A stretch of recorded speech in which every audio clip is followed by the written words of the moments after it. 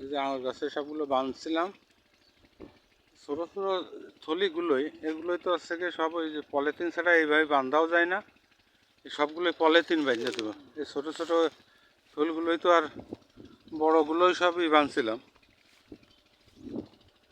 আবার একটু বড় বড় হয়ে গেছে। এগুলো সব হচ্ছে কি প্যাকেট না, সব ওই পলিথিন আর বেঁধে দিবানি এসব গাছে, আঙুর গাছে।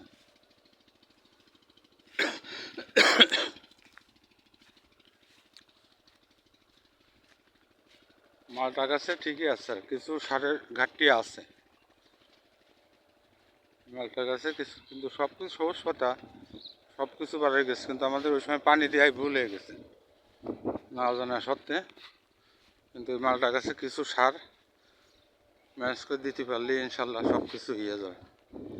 আম গাছ ঠিক আছে, আম গাছের আর কোনো ঘাটতি নেই, 4 বার দিলাম আমরা সার। এখন সে সারও আসছে কুপায়ে উপরে উঠছে কিছুদিন। সার সবগুলো বাঁধছিলাম।